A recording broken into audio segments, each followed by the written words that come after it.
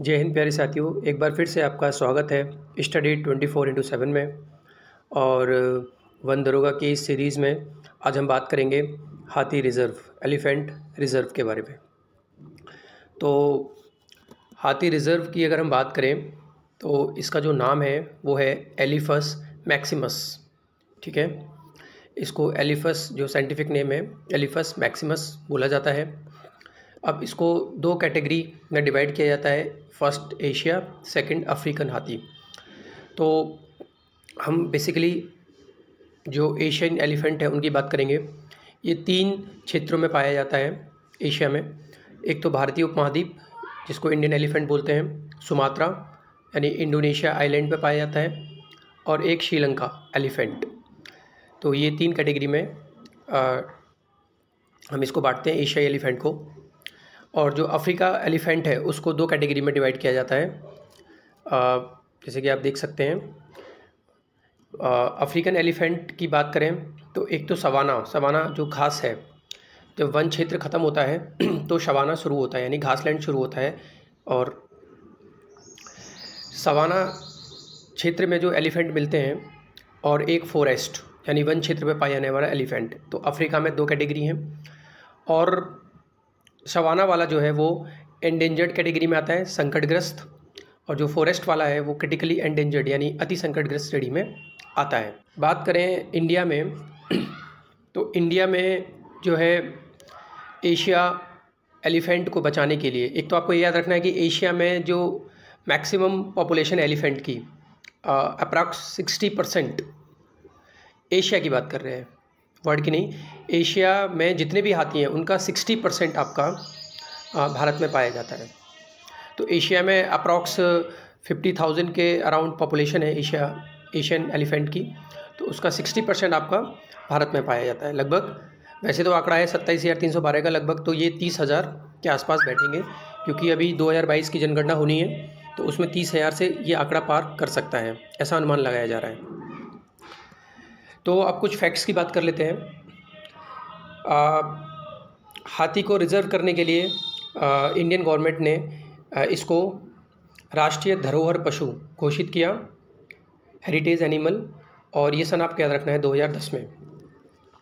और हाथी को बचाने के लिए प्रोजेक्ट एलिफेंट लाया गया, और प्रोजेक्ट एलिफेंट जब लाया गया तो ये डेट आपको याद रखनी है 7 दिसंबर 1992 में।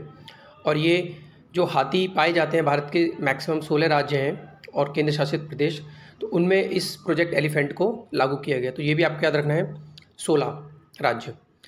इसमें जो मेन फैक्टर गवर्नमेंट ने डिसाइड किए कि क्या क्या इसके तहत किया जाना है, तो एक सबसे पहला था कि आवास और गलियारों का संरक्षण करना है, यानी जहाँ एलिफेंट जिस वन में रहते हैं, जहाँ मैक्सिमम मिलते हैं, तो उनको बचाव करना है, उनको संरक्षित वन या इस तरीके से घोषित करना नेशनल पार्क, ताकि उनको संरक्षण दिया जा सके। गलियारे बनाने, गलियारे का मतलब होता है कि अगर 2 फॉरेस्ट हैं आपके, जैसे मान लो ये दुधवा है यूपी का, और ये कतरनिया घाट है आपका, तो कतरनिया घाट बहराइच में पड़ता है, ये लक्ष्मीपुर खीरी, तो इनके बीच में एक हम गलियारा बना देंगे, फॉरेस्ट से कवर कर देंगे एक गलियारा, एक सड़क ऐसी बहुत चौड़ी जिसमें आपके पेड़ लगा दिए जाएंगे, और इसमें मानव हस्तक्षेप नहीं होगा, तो ताकि जो इस तरफ के वन के जो वन्यजीव हैं वो इधर विचरण कर सके आसानी से, और इधर के इधर कर सके। तो इस तरीके से ये गलियारा बनाया जाता है। और दूसरा जो इम्पोर्टेंट फैक्टर है वो है मानव और हाथी संघर्ष पर रोक लगाना, क्योंकि आप मानव और हाथी के बीच में बहुत ज़्यादा संघर्ष होता है, और सबसे ज़्यादा जो कन्फ्लिक्ट देखने को मिलता है वो केरल हो गया, उड़ीसा हो गया, असम हो गया, इन रीजन्स में देखने को मिलता है। तो इसको भी कहीं ना कहीं रोकना है गवर्नमेंट को। और पालतू हाथियों का कल्याण, ये भी इम्पोर्टेंट है आपके लिए, कि पालतू हाथी का कल्याण भी प्रोजेक्ट एलिफेंट के अंदर शामिल किया गया था। अब कुछ और फैक्ट देख लेते हैं कि सबसे ज़्यादा जो एलिफेंट रिज़र्व आज की डेट में है वो है असम में अच्छे खासे एलिफेंट मिलते हैं आपको देखने को। ठीक है, लेकिन अगर स्टेट की बात करें हम आगे देखेंगे, कर्नाटक जो है मैक्सिमम एलिफेंट जो है वो कर्नाटक में है, लेकिन रिज़र्व कहाँ पे है, असम में है। नेक्स्ट है आपका विश्व हाथी दिवस जो मनाया जाता है, ये डेट आपको याद रखनी है 12 अगस्त, और ये 2012 से शुरू किया गया था। इसको बनाने के लिए पहल जो की थी वो थे पैट्रिशिया पैट्रिशियस सिम्स कनाडा के एक फिल्म निर्माता हैं और एक HM क्वीन सर्किट फाउंडेशन है सिंगापुर की, इन दोनों ने इसकी पहल की और 12 अगस्त को जो है हाथी दिवस, वर्ल्ड हाथी दिवस मनाया जाता है। 2012 में, ये भी आपको याद रखना है, ये करंट अफेयर है, 2012 में केरल के पेरियार में विश्व हाथी दिवस को मनाया गया। कुछ और इम्पोर्टेंट फैक्ट्स हैं आपके, जैसे ये क्वेश्चन आया था IAS में हाथी से रिलेटेड कि हाथी जो है वो झुंड बनाकर चलते हैं, ग्रुप में चलते हैं, 25-30 हाथी एक साथ चलेंगे और उसका जो नेतृत्व करेगा, जो लीडर होगा, वो उनमें जो मादा होती है यानी फीमेल एलिफेंट, सबसे बड़ी फीमेल एलिफेंट जो होगी वो उसका नेतृत्व करती है। और मैमल्स यानी स्तनधारी में सबसे लंबी जो गर्भावस्था होती है वो हाथियों की होती है। ये एग्जैक्टली से आपसे पूछ सकता है, 680 दिन की गर्भावस्था धारण करते हैं, या महीनों में पूछे तो 22 महीने। और गर्भावस्था धारण करने का जो उनका टाइम पीरियड है वो 14 से 45 साल, और कभी कभी स्पेशल केस में वो 50 से 52 साल भी हो जाता है। जन्म के 20 मिनट बाद ही बच्चा खड़ा हो जाता है, ये भी आपको याद रखना है। ये कुछ इंपॉर्टेंट फैक्ट्स है, इस पर क्वेश्चन आ चुका है। एशियाई एलिफेंट्स की हम बात करें तो एशियाई एलिफेंट्स IUCN की संकटग्रस्त यानी एंडेंजर्ड स्पीसीज़ के अंतर्गत रखा गया है। वाइल्ड लाइफ प्रोटेक्शन एक्ट 1972 में अनुसूची 1 में आते हैं, यानी इनके शिकार पर पूर्णतः प्रतिबंध है, व्यापार भी नहीं कर सकते आप इसका। और साइट्स की परिसूची 1 में इसको रखा गया है। कुछ करंट अफेयर्स भी देख लेते हैं, जिसे मैंने एक नाम लिखा हुआ है द एलिफेंट विस्पर्स। ये एक मूवी है जो अभी 2023 में रिलीज़ हुई थी, 2022 में, और 2023 का इसको ऑस्कर मिला है। 2023 में इसको ऑस्कर मिला है डॉक्यूमेंट्री सीरीज़ में। भारत की पहली मूवी है जो भारत के ही डायरेक्टर ने बनाई है, मतलब भारत के ही मूल डायरेक्टर है उसने बनाई है। तो ये एक मूवी बेस्ड है कि एक हाथी रहता है, उसके पैर में चोट लगी रहती है, तो दो होते हैं बोमन और बेली, हस्बैंड वाइफ होते हैं, तो वो उसकी देखभाल करते हैं, उसको अपने बच्चे की तरह ट्रीट करते हैं। तो ये पूरा मूवी में दिखाया गया है। इसके डायरेक्टर हैं कार्तिकी गोंसाल्व्स। तो ये आपको नाम याद रखना है, क्योंकि अभी मोदी साहब भी लेटेस्ट ही 3-4 दिन पहले बोमन और बेली से जाकर के मिले थे, ठीक है। तो ये आपको नाम याद रखना है। कुछ और इम्पोर्टेंट फैक्ट्स हैं आपके, जैसे कि हाथी रिज़र्व जो लेटेस्ट है 33वां, वो यूपी में बना है, इसलिए ये इंपॉर्टेंट हो जाता है हमारे लिए। उसका नाम रखा गया है तराई ER मतलब एलिफेंट रिज़र्व। और इसका एरिया आपको याद रखना है 3049 किलोमीटर स्क्वायर में ये फैला हुआ है, और ये कवर करता है दुधवा नेशनल पार्क, किशनपुर और कतरनिया घाट, इन तीनों को मिला करके ये रिज़र्व बनाया गया है। आपकी जानकारी के लिए हम बता दें कि ये यूपी का दूसरा हाथी रिज़र्व है। इससे पहले यूपी का पहला हाथी रिज़र्व 2009 में सहारनपुर और बिजनौर डिस्ट्रिक्ट को मिला करके बनाया गया था। ये आप देख सकते हैं, हाथी का जो पहला रिज़र्व था 2009 में, और अभी लेटेस्ट ये इन तीनों को मिला करके बनाया गया है, ठीक है, तराई एलिफेंट रिज़र्व। हाथियों की जनगणना प्रत्येक 5 वर्ष पर की जाती है, ये आपको याद रखना है। यानी अब 2022 में हाथियों की जनगणना होनी है, जो बाघ और हाथी दोनों को मिला करके की जाएगी, ऐसी घोषणा की गई थी। और प्रथम हाथी पुनर्वास केंद्र कोरट्टूर केरल में था, ये आपको याद रखना है, बनाया गया था, अभी भी है। और जनगणना 2017 की बात करें तो 27,312, ये डेटा आपको याद रखना है, 27,312, ये 2017 की जनगणना के हिसाब से एलिफेंट इतने काउंट किए गए थे। और उसमें भी सबसे ज़्यादा आपके कर्नाटक, ये तो बहुत इंपॉर्टेंट डाटा है, कर्नाटक टॉप पे था, सेकंड नंबर पे असम, और फिर केरल, थर्ड नंबर पे आपका था केरल। कर्नाटक में 6,049, असम में 5,719 और केरल में 3,054 हाथियों की संख्या थी।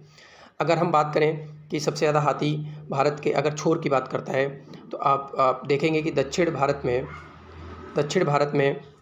14,612 और नॉर्थ ईस्ट, यानी अगर ये हमारा मैप है, ठीक है, तो सबसे ज़्यादा पॉपुलेशन इस रीजन में आपको देखने को मिलेगी, नॉर्थ साउथ रीजन में, और फिर उसके बाद ईस्ट में। कुछ पार्ट आपको इधर भी देखने को मिलता है, उत्तराखंड और यूपी में। तो ये हाथियों का मेन एरिया है जहाँ पर हमने रिज़र्व बनाए गए हैं। तो साउथ में सबसे ज़्यादा, और फिर नॉर्थ ईस्ट। सरकार के कुछ कार्यक्रम हैं जो कि चलाए जाते हैं हाथियों को प्रोटेक्ट करने के लिए, जैसे कि पहला है आपका हाथी मेरे साथी। तो हाथी मेरे साथी अभियान आपको डेट याद रखनी है, 2001 में शुरू किया था। गज यात्रा 2017 में शुरू की गई थी। और सबसे इम्पोर्टेंट फैक्ट है आपका माइक से रिलेटेड। माइक एक परियोजना है जो कि इंटरनेशनली रूप से चलाई गई थी। पहल है ये एक अंतर्राष्ट्रीय स्तर की, और ये पहल की शुरुआत की थी दक्षिण एशियाई देशों ने मिल करके। और इसकी फुल फॉर्म आपको याद रखनी है, एम से monitoring illegal killing of elephant, मतलब जो इलीगल किलिंग हो रही है उसको रोकना, ठीक है, यानी अवैध हत्या पर रोक लगाना। ये माइक का मेन मकसद था 2003 में। और भारत के 10 रिजर्व हाथी रिजर्व इस माइक परियोजना के अंदर आते हैं। जैसे पहला है आपका मयूरभंज, ठीक है, जैसे पहला है आपका मयूरभंज। तो मयूरभंज आपका उड़ीसा में पड़ता है, तो ये एक एलिफेंट रिजर्व भी है।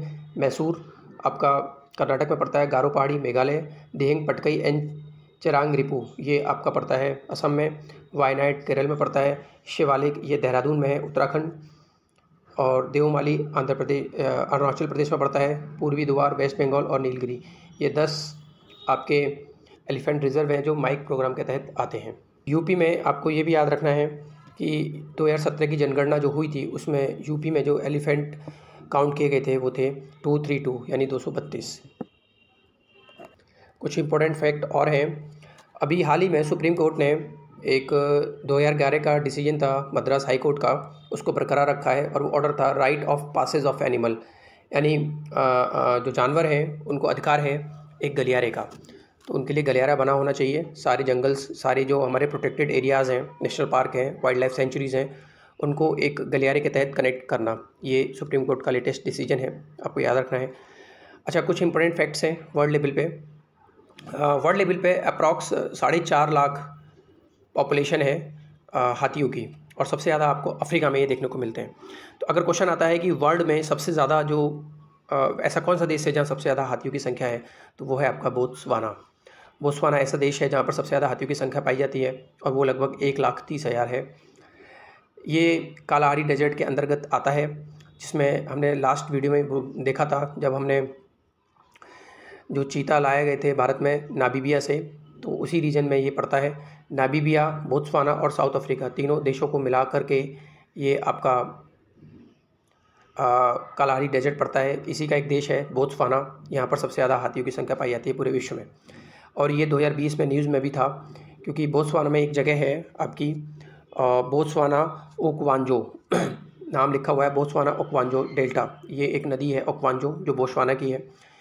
इसमें सबसे ज़्यादा जो है हाथी पाए जाते हैं। और यहाँ पर 2020 के अंतर्गत हाथियों की इलीगल किलिंग की गई थी, और 100 से ज़्यादा हाथी विदिन 1 मंथ के अंदर उनकी डेथ हो गई थी इलीगल किलिंग के तहत। तो उस वक्त काफ़ी ये चर्चा में था। हाथियों की किलिंग जो है उनके दांतों के लिए की जाती है, उनके आभूषण बनाए जाते हैं, ये भी आपको याद रखना है, ठीक है। और कुछ इंपॉर्टेंट फैक्ट्स हैं, जैसे थाईलैंड जो है वो वाइट एलिफेंट लैंड कहा जाता है। भारत में एलिफेंट मैन की अगर हम बात करें, किसको एलिफेंट मैन की क्या नाम दिया गया है, तो वो है अजय देसाई। और अप्रॉक्स 101 गलियारे भारत में अभी मौजूद हैं एलिफेंट रिजर्व को जो आपस में कनेक्ट करते हैं, या बहुत सारे जो वाइल्ड लाइफ सेंचुरी है उनको कनेक्ट करते हैं, तो 101 हैं। और अभी लेटेस्ट की न्यूज़ है कि गज उत्सव मनाया गया 7 अप्रैल 2023 को असम के काजीरंगा में, और हमारी राष्ट्रपति मुर्मू जी ने इसका उद्घाटन किया।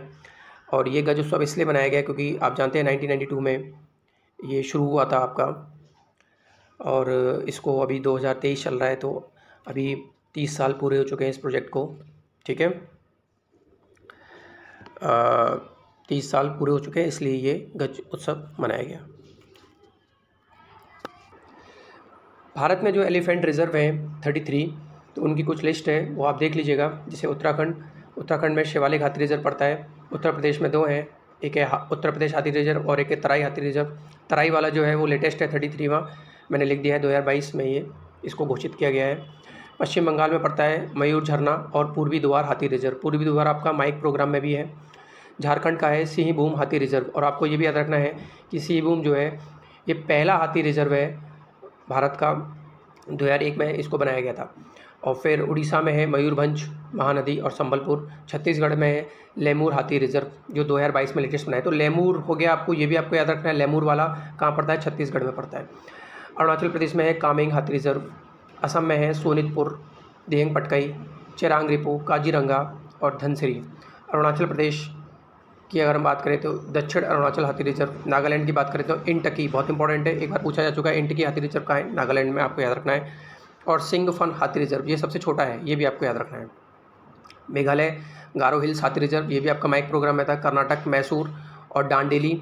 और सबसे बड़ा जो एरिया वाइज अगर हम देखें हाथी रिजर्व है तो वो है मैसूर, तो सबसे बड़ा मैसूर है और सबसे छोटा है आपका जो अभी अपने बात की थी सिंगफन हाथी रिजर्व। केरल में वायनाड, नीलाम्बूर, अनामुडी एंड पेरियार हाथी रिजर्व। तो पेरियार हाथी रिजर्व में ही अभी 2022 का जो 22 में ही मनाया गया था, 12 अगस्त को वर्ल्ड एलिफेंट डे, तो वो पेरियार हाथी रिजर्व में ही मनाया गया था। तमिलनाडु की बात करें तो कोयम्बटूर, नीलगिरी, अन्नामलाई, श्रीविल्लीपुथुर और अगस्थामलाई, ये आपको याद रखना है। 2022 में जो हाथी रिजर्व बने हैं, अगस्थामलाई बना है, ठीक है, और एक बना है आपका लेमूर हाथी रिजर्व, और एक उत्तर प्रदेश का जो लेटेस्ट है 33वां तराई हाथी रिजर्व, और आंध्र प्रदेश में है रॉयल हाथी रिजर्व। तो ये कुछ इंपॉर्टेंट रिजर्व हैं जो आपको याद रखने हैं। तो दोस्तों ये सारी इन्फॉर्मेशन थी हाथी रिजर्व से रिलेटेड। आशा करता हूँ ये वीडियो आपको पसंद आई होगी। आप हमारे चैनल से जुड़ सकते हैं स्टडी 24/7, और आगामी एग्ज़ाम जो भी हैं आपके यूपी के हुए या सेंट्रल लेवल के एग्ज़ाम जो होते हैं उनकी हम पूरी तैयारी आप लोगों को कराएंगे, और जो भी अपडेट होगी उसको हम आपको समय समय पर देते रहेंगे। धन्यवाद।